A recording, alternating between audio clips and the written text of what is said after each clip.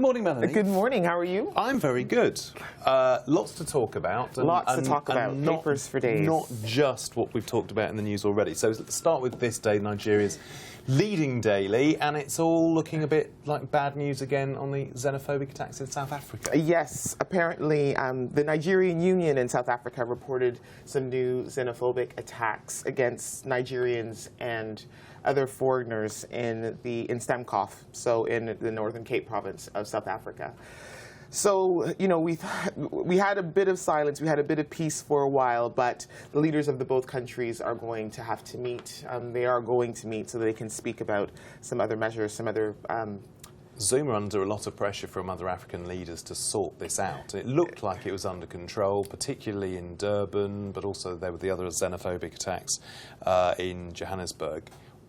Do you think the pressures are just building again? I think the pressures are just building, and additionally, you know, SA is in the news for other matters as well in regards to its relations with the international community, and so is that a seamless way to bring in the next two newspapers? South African Citizen and The Star in South Africa, kind of related. So where do you fancy going first? Well, today the report was for the, I guess the focus was on the report of the SA troops, that there was a rumor, we will say that it's a rumor, that the SA troops were being held. It has been reported that the SA troops were being held hostage in Sudan. And so that was linked directly to the story that, that was reported a few days ago in regards to the Omar al-Bashir's visit to South Africa, as well as the fact that he was allowed to escape, even though he's been charged, or sorry, accused of international war crimes. This is of Italy. Yeah, France this and Wall Germany. Street Journal Europe, ministers seeking a solution over the immigrant issue.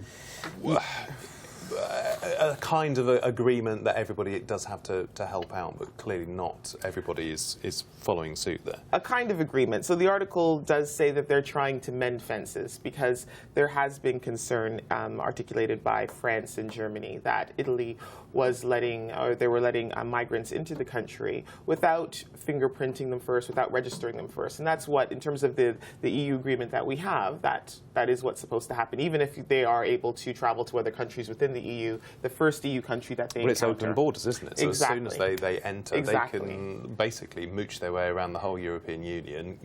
For some reason, they still want to be heading towards the UK.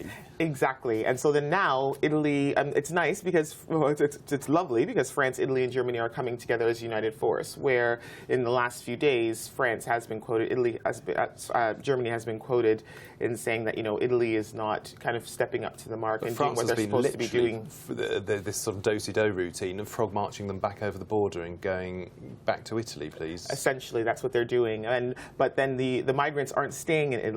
Once they come in from the colds, they are going into France, Austria, Switzerland, and so all of the countries are feeling it across the EU.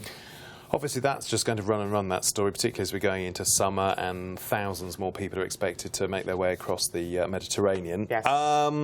Have we got time for something a little lighter? A little lighter. Let's see, what would you prefer? I know which story I fancy. Okay, UK then. Daily Express. We haven't got this picture on the screen, but it's how chocolate can add years to your life. Yes. Eating 2 bars a day could cut the risk of heart disease. And this is huge, actually, because I think we knew that dark chocolate was good for the soul. Stuff. However, no, this artitle is saying that Galaxies, M&Ms, exactly, the milk dairy chocolate, milk. there are the same benefits, and it's actually quite astounding the amount that they're speaking of. So they're saying that, you know, it's almost equivalent to 2 Mars bars of chocolate. And we should say that other chocolate bars are available. Well, let's say it's equivalent to the weight of a Mars bar, which actually is quite a weighty chocolate bar. That's because the caramel and the nougat are in there as well. So we should stick to kind of decent quality chocolate. We should stick to decent quality chocolate. However, before it used to be more your cocoa-rich dark chocolates that were seen as having the health benefits. Now they're extending that out to milk chocolate. And this isn't just another kind of wacky announcement. This has come from a 12-year study of 25,000 men and women in Norfolk. Exactly. So, you know, so it's an 11% lower risk of cardiovascular disease and a 25%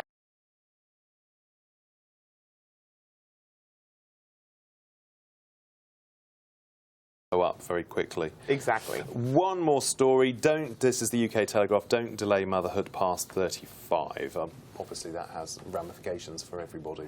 It does. And, you know, automatically titles like that get my back up as a woman. And so I'm going to try very hard to be diplomatic. Bite your tongue. I'm going to bite my tongue. But yes, again, another article speaking on the fertility and the fertility choices of women.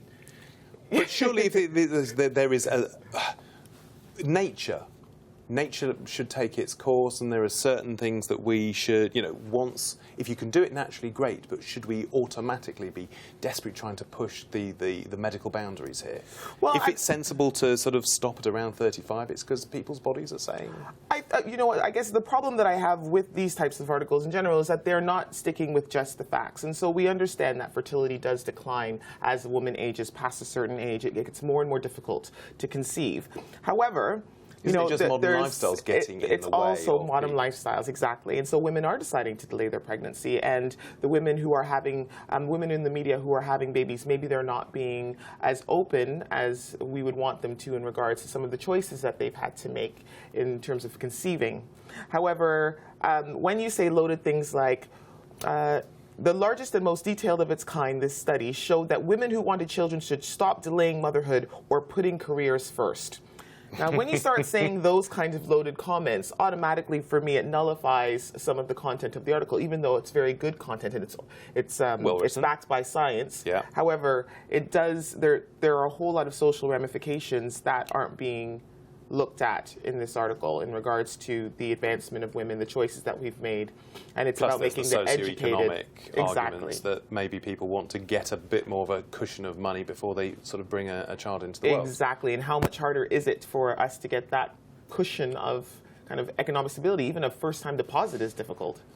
Melanie Eusebe, thank you for taking me through the papers. Thank you for having me. We will see you soon here on This Day Live.